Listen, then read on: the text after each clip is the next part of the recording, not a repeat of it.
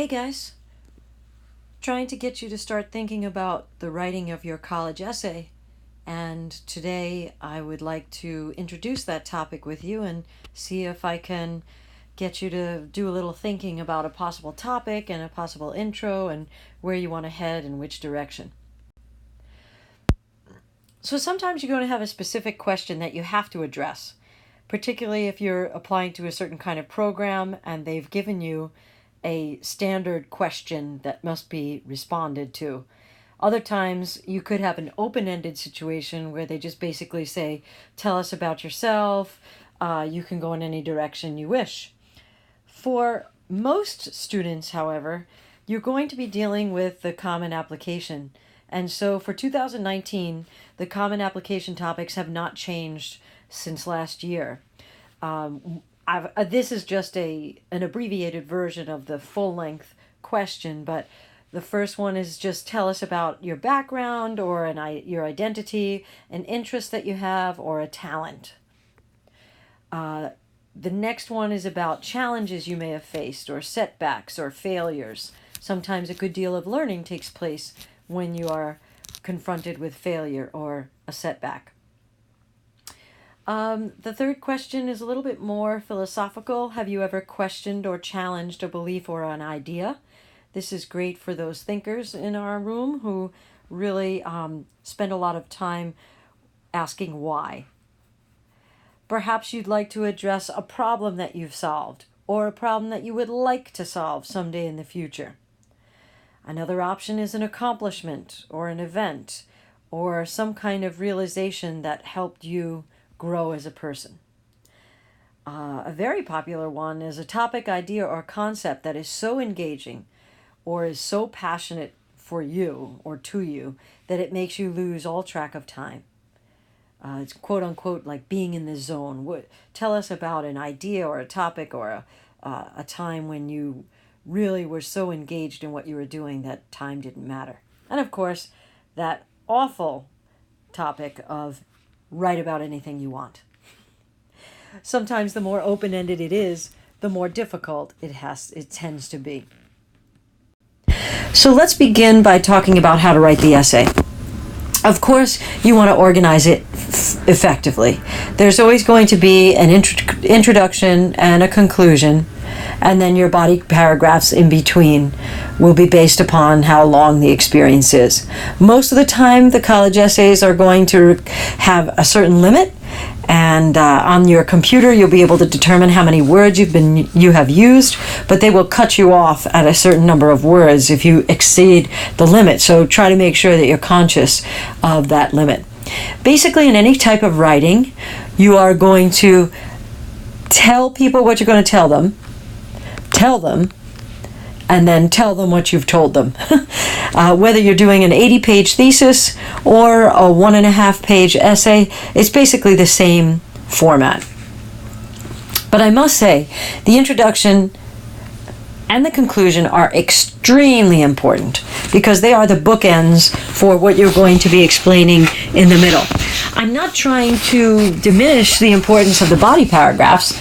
The body paragraphs will essentially answer the question that you're developing, and you want to make sure that you stay on topic and you don't, sort of wander into no man's land.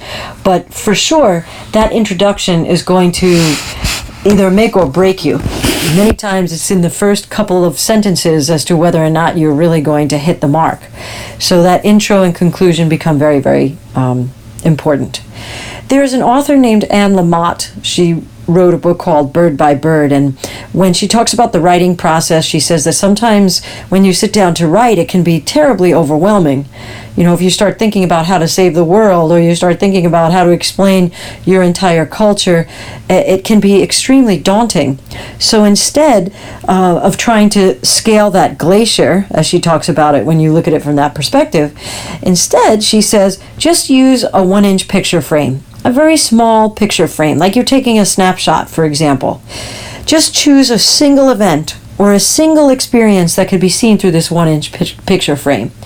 In other words, we don't want it to be like a full-length movie, but something short as like a Nike sneaker ad. So you focus on a moment, not necessarily a whole lifetime. And your essay could involve something really simple. I've read some phenomenal essays on things as simple yet profound as a commute on a train, or what seems to be an innocuous conversation at dinner, or just the daily walk home from school. These small events were the passageway or the lens through which a greater life's lesson was gleaned. So you don't have to try to work on saving the world in your essay. It could start and focus on something as simple as one of those concepts. The introduction. How do you get started? Well, obviously you're going to do some brainstorming before you start to worry about organizing your introduction, but that opening line is often referred to as a hook. If you meet an attractive person from the opposite gender and you want to make conversation with them, that opening line is going to make or break you. If you go up to someone and say, hey, what's your sign? Are you Sagittarian? And I'm Pisces. We're a good fit. Nobody's even going to listen to you. So that when you make that first step, you want to make sure that it's attention getting, that it puts the reader in the midst of the experience, and it just grabs their attention and wrests it from the moment in which they're sitting at this table reading your response. Think about it in terms of an admissions counselor who's got, thousands of essays to read. You don't want him to toss yours aside, right? So that opening line can be something big. These are some examples that came from the articles that you'll see in your folder. This one opens with putting someone in a particular location. There I was, hanging from the precipice, muscles trembling, fingers aching, sweat dripping onto my spotter 20 feet below. So we're going to use that experience to later discuss the meaning behind or the idea behind this small event, how it was a life-changing experience. There's a way of using very simple, almost all single syllables except for this word, opening with very simple sentences. I hate clowns, I hate vines, I hate fuzzy caterpillars. This student actually went on to write an essay about the Peace Corps, I believe, and wanting to go to a certain college so that it could be her gateway to experiencing the world.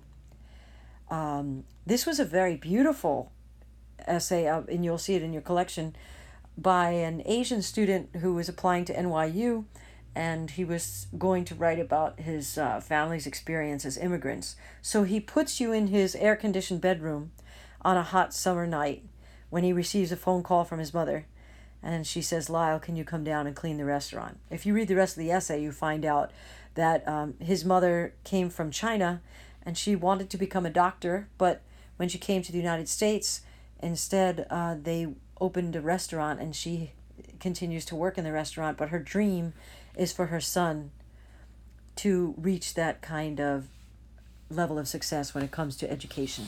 It is her dream to send him to get a diploma, a college diploma. Anyway, so put the reader there. That hook is all important. I know many times when it comes to writing, especially in the English classes here, we're constantly telling you not to use personal pronouns and to use formal language. And here's a case where you don't necessarily have to adhere to that. Excuse me. You want to write with personality, as creatively as you can. You want to give a sense of who you are. It is not only okay, but it is welcomed, encouraged for you to use personal pronouns and regular language. No thesaurusitis. You don't need to be going into a thesaurus and looking up the synonym for a word because you want it to sound better. It's your voice. We shouldn't be able to erase your name at the top of this essay and replace it with someone else's because it's so uniquely your experience. It should be written by you, not your mom, not your dad, not your brother, your sister, not your SAT tutor. It should be you. I had the horrible experience of a student not too long ago who actually copied her friend's college essay. Her friend went to a local public school. And I don't even know how I found out. It must have been from Turnitin.com. But it was just so egregious because I was thinking to myself, have you no life experiences that you want to write about? Is it so awful that you want to use your friend's life to substitute for your own? So please don't do that. Your essay should be written by you, and it should be about you. And if you haven't been moved emotionally by a topic, then walk away and let it sit for a while, because you want to make sure that you care about what you're writing. Remember before I was talking about a train commute? Well, a couple of years ago, I read a fabulous essay from one of our former Kellenberg students about her journey every morning to Kellenberg on the Long Island Railroad. She came from far out east, and her voice comes through loud and clear in this opening paragraph. 30 train tickets are tacked to the corkboard in my yellow-walled bedroom. One colorful rectangle per month of high school creates a rainbowed proof of my attendance. The Long Island Railroad, abbreviated LIRR to save a valuable New York minute, rarely uses the same shade twice. This makes my ticket-littered wall a representation of how each month was unique and left me a slightly different color than before.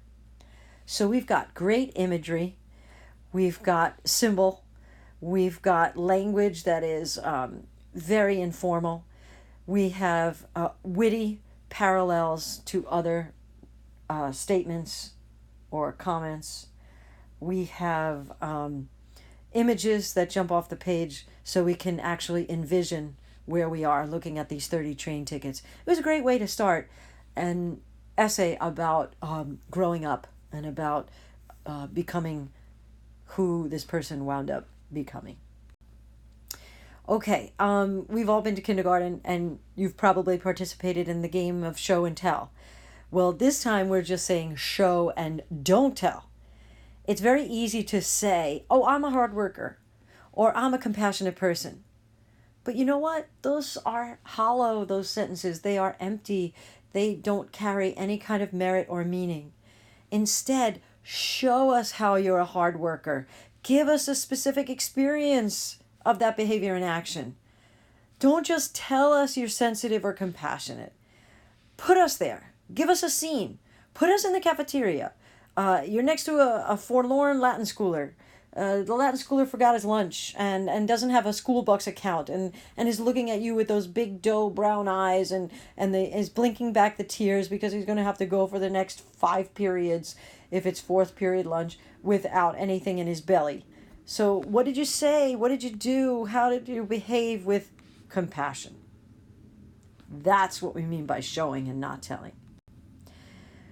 So, lastly, just be sure that you use words that are vivid. Instead of, I yelled at her, you could say, I barked furiously. That's what one of our former students did when she was describing a walk home with her sister. In describing the time of year, she writes the icy gusts of December and how she was experiencing a pulsing frustration with her younger sister. Don't forget, we've talked about the introduction. Obviously, your body paragraphs will build up your theme, but your conclusion is very important as well. Remember to come back in your conclusion to the image in your opening paragraph. You want to come full circle if you want to think about it in that sense.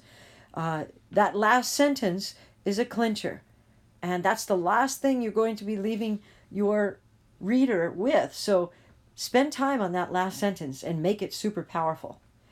Don't forget to give the essay a title, maybe something pithy and worthwhile. Colors in Transit was on the former page from the former student. You saw that was going to capture not only the train ride, but also her personality growing and changing as she gets older. And then, of course, when you have the finished product, proofread. So when it comes to starting your essay, think about those prompts. Think about if you have a specific question you must ask. And then, what makes me me? What differentiates me from everybody else? How would somebody read this and say, well, that's definitely got to be Mary, no question about it. What are your interests? What are your quirks? What are your dreams? And what can I say about myself that hasn't come through in the other parts of my application? So the college essay shouldn't be necessarily a burden. It shouldn't be something that you hate doing. It really should be a great exercise in trying to understand something more about yourself. And although it's kind of mandatory at this point for you to do this, think about it as a great opportunity for you to just be introspective and reflective. Okay? Over the weekend, hopefully you'll start thinking about your topic and begin brainstorming with regard to your hook and your opening paragraph. Okay. Good luck.